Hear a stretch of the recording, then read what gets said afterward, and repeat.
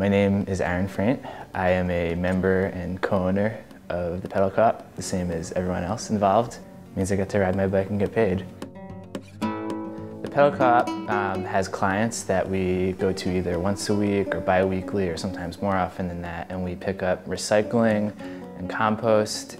And I think we use bikes instead of any other mode of transportation because it's really the only efficient means of transport that doesn't involve gasoline. We don't need any kind of fuel other than food and water. It's designed to be a low impact service.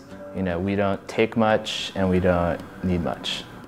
Typical run, I pick up the trailer and recycling bins, I strap them all down, bike back across the city to Yards Brewing Company where I go every week, dump all their recycling into my bins, tie it up, and head down to the dump. You just dump it out on the ground once you get there, and they have tractors that sort of push it into piles and move it into other piles that then get sorted and taken to other places for more sorting.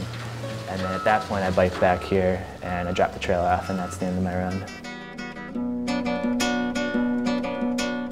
The reason people pay us to do it is because it's cheaper than the city services for businesses. Residents get recycling for free, but businesses do not, so it's cheaper for them actually to pay us to do it. And they get a chance to sort of advertise to other businesses about all the green choices they make. The green world around us has sort of become one of consumerism, and I think it's valuable to be able to give businesses an opportunity to show off how green they are without showing off some sort of consumerism that they're involved with.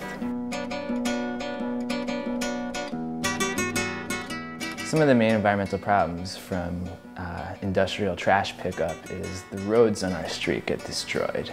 So as a biker who rides every day to get around the city, the quality of the roads is actually a very important thing to me. If there's a big ditch in the road that was initially caused by a truck, that's my problem, not just the city's problem. And also in terms of emissions, there have been studies showing just how much stuff gets spewed out from an industrial trash truck, not just because of the fuel it uses and the size of the truck itself, but the way in which they drive. They'll drive down a block, stop every third house, idle for a few minutes while they load things up, continue down the road.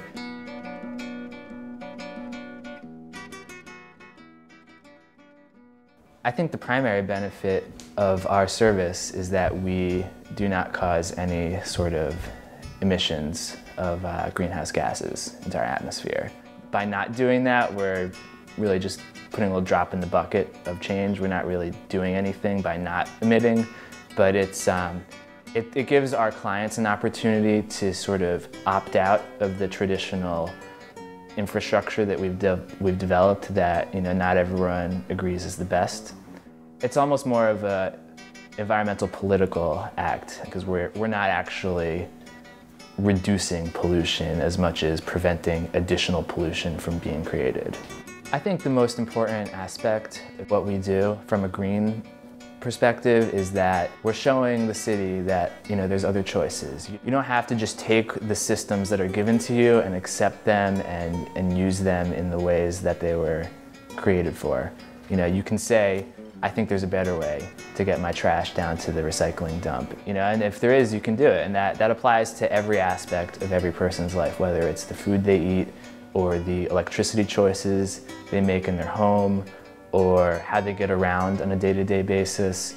There's a million and one ways where you can question the status quo and you can say, are there ways I can change this to make this more friendly to the environment?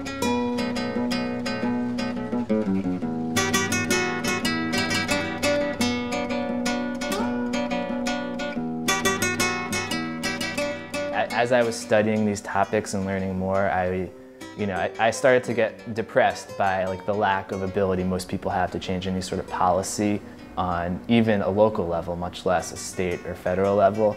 So this is me, making a choice to make my own changes rather than hope that policymakers will one day do the right thing.